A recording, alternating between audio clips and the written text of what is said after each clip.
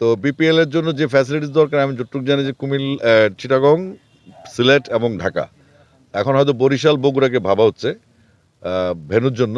তো সেগুলোর ফ্যাসিলিটিস কি আমি ঠিক জানি না, তবে বরিশাল স্টেডিয়ামটা মোটামুটি রেডি আছে, আমি দেখে এসেছি এটা।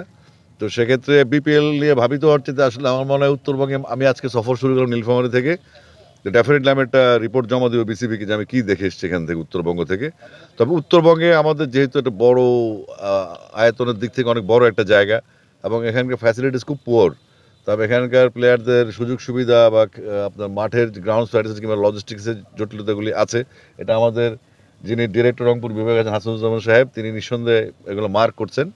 এবং আমি আশা করব এই রংপুরের আমার স্পেশালি ট্যুরটা আসা একটাই কারণ, রংপুরের ক্রিকেটটা, রংপুর বিভাগের ক্রিকেটটা কীভাবে আমরা অনেক বড় জায়গায় নিয়ে যাব এবং রংপুর থেকে প্লেয়ার প্রডিউস করে আমরা ঢাকার সাথে যেন একটা সুন্দর কানেক্টিভিটি নিয়ে আসতে পারি। এবং প্লেয়ার উৎপাদনের জন্য যে পরিমাণ সুযোগ সুবিধা এখানে দেওয়া দরকার, মাঠ খোঁজা দরকার, লজিস্টিক সাপোর্ট দরকার, ফ্যাসিলিটিস দরকার, ইনডোর ফ্যাসিলিটিস দরকার বা নেট গ্রাউন্ড ফ্যাসিলিটিস যেগুলো প্রয়োজন, সেগুলো আমরা বিসিবি সমন্বিতভাবে আমরা কাজ করছি।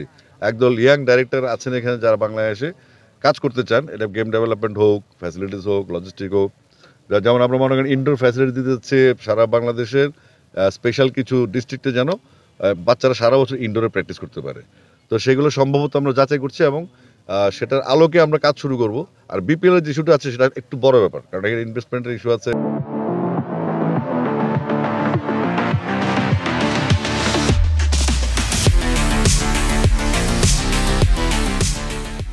হোটেল ফ্যাসিলিটিস ইস্যু আছে, ইন্টারন্যাশনাল মান থাকতে হবে, সেটার জন্য আলাদা কমিটি আছে। তারপর আমি এজ লেভেল চেয়ারম্যান হিসেবে আসছি এবং পাশাপাশি আমার সাথে যারা কাজ করছেন তাদেরকে আমি এটা ইনফর্ম করব এবং এই রংপুর সফর পর আমি বোর্ড মিটিংয়ে পুরো ব্যাপারটা নিয়ে কথা বলবো যে আমি কী দেখে আসলাম। ওই যে বললাম সিনথেটিক টার্ফ আসছে, ওই মাঠগুলোকে সচল করার জন্য, যেহেতু আমাদের সম্পদ সীমিত, বারবার আমি একটা কথাই বলছি, ফুটবল ক্রিকেট সব খেলেই হবে।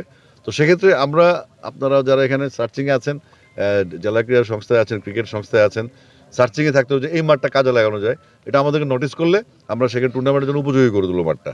এবং টুর্নামেন্ট যখন হবে তখন দেখবেন যে আপনার একটা গণজোয়ার তৈরি হবে, যে বাচ্চারা আসবে, বাচ্চার গার্ডিয়ানরা আসবে, স্কুলের বাচ্চারা আসবে। আমাদের যে মূল সমস্যা এজ লেভেলে, সেটা হচ্ছে একটা সময় আসে তারা খেলাধুলাটা করে না, তারা ক্যারিয়ার দিয়ে চলে যায়, অন্য সুইচ করে 19 বছর পর্যন্ত হয়তো খেলে, তারপর ম্যাচ থাকে না, বা সারা বছর হচ্ছে 2-3টে ম্যাচ খেলার জন্য সারা বছর প্র্যাকটিস করে সে উৎসাহ হারিয়ে ফেলে। তো আমরা চাচ্ছি বাচ্চাদেরকে যেন অন্তত 8 মাস মাঠের ম্যাচের মধ্যে রাখা যায়, অ্যাটলিস্ট 15-20টা ম্যাচ যদি ওরা খেলে তাহলে তাদের ইন্টারেস্ট থাকবে। সেখান থেকে আমাদের ভ্রূণ হত্যা হবে না। বাচ্চা প্লেয়াররা যারা অনেক বড় হতে চায়, বাংলাদেশ দলকে সার্ভিস দিতে চায়, খেলতে চায়, তারা ডিমোরালাইজড হবে না। তো সেটার জন্য আমরা কাজ করছি, এর জন্য আপনাদেরকে হেল্প করতে হবে।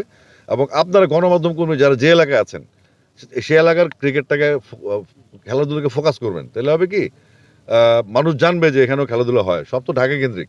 তো আমাদের ক্রিকেট বুলভের, মানে আমাদের ক্রিকেট বসের মূল কথা হচ্ছে আমরা ঢাকার বাইরে ক্রিকেট ছড়িয়ে দিব, ঢাকার বাইরে আমরা ক্রিকেট নিয়ে যাবো, সেই লক্ষ্যে আমাদের এই ভিজিটটা হচ্ছে। Thank you.